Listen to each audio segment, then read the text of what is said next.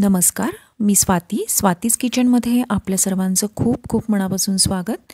तर आज आपण चणा डाळ घालून केलेली कोबीची भाजी कशी करायची ते पाहूयात. अगदी सोपी आणि झटपट होणारी अशी ही रेसिपी आहे.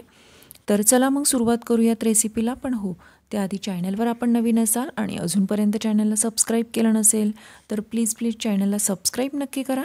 त्याचबरोबर शेजारील बेल आयकॉनवर देखील क्लिक करा, त्यामुळे तुम्हाला माझं नोटिफिकेशन सर्वात आधी तुमच्या स्क्रीनवर येईल. तर चला मग सुरुवात करूयात रेसिपीला.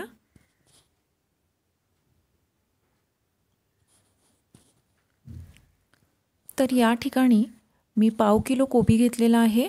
हा कोबी स्वच्छ असा धुवून चाळणीमध्ये निथळून छान असा बारीक चिरून घेतलेला आहे. त्याचबरोबर अर्धी वाटी चणा डाळ मी 1 तासापूर्वी छान अशी भिजत घातली होती. त्याचबरोबर फोडणीसाठी आपल्याला काही साहित्य लागणार आहे. हिरवी मिरची, लसूण, कढीपत्ता, त्याचबरोबर ही चणा डाळ आणि त्याचबरोबर आपल्याला काही फोडणीसाठी साहित्य लागणार आहे. तर चला मग सुरुवात करूयात. तर सर्वात आधी पॅन छान असं गरम करून घेतलेला आहे. पॅनमध्ये मी चमचाभर तेल घातलं आहे. तर आता तेल छान असं गरम झालेलं आहे. आता यात मोहरी घालूयात. मोहरी छान तडतडली की यातच जिरं घालूयात.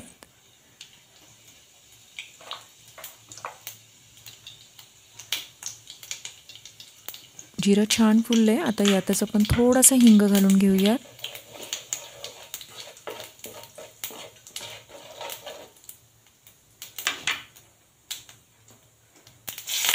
यातच कढीपत्त्याची पानं,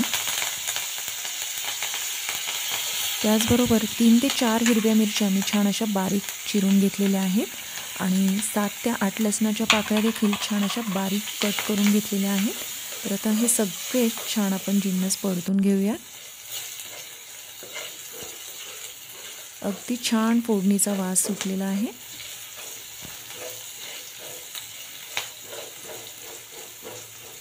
लसूणही छान असा तांबूस रंग येईपर्यंत आपण छान परतून घेऊया.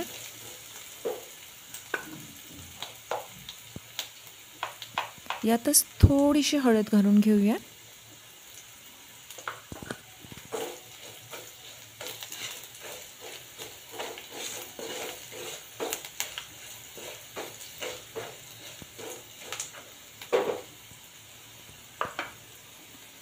आता यातच मी हा बारीक चिरलेला कोबी यात घालून घेते.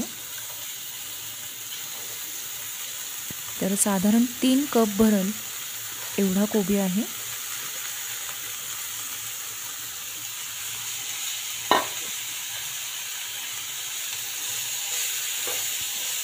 आता हे सगळे जिन्नस आपण छान असे मिक्स करून घेऊया. अगदी सोपी आहे भाजी करायला आणि त्याचबरोबर फुलका, चपाती यासोबत अगदी मस्त लागते ही भाजी. तर नक्की करून पहा ही रेसिपी. लंच बॉक्स किंवा मुलांच्या टिफिनसाठी अगदी झटपट होणारी रेसिपी आहे, त्यामुळे नक्की ही रेसिपी ट्राय करा. तर आता पाहू शकताय सगळे जिन्नस छान असे मिक्स करून घेतले की आपण यामध्ये चणा डाळ घालून घेऊया.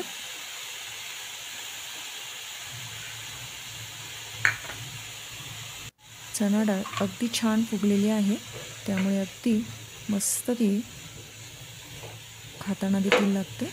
तर आता 10 ते 12 मिनटं आपण झाकण ठेवून हा कोबी छान शिजवून द्यायचा आहे.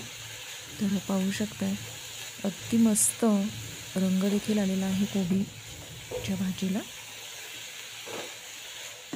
आता यातच आपण चवीनुसार मीठ घालून घेऊया.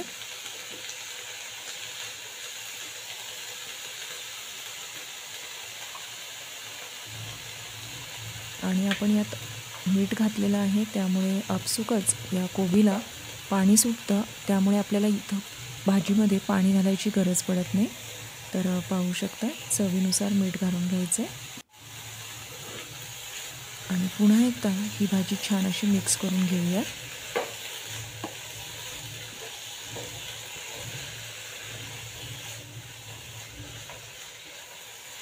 तर आता झाकण ठेवून आपण 10 ते 12 मिनटं ही भाजी छान अशी शिजवून घेऊया.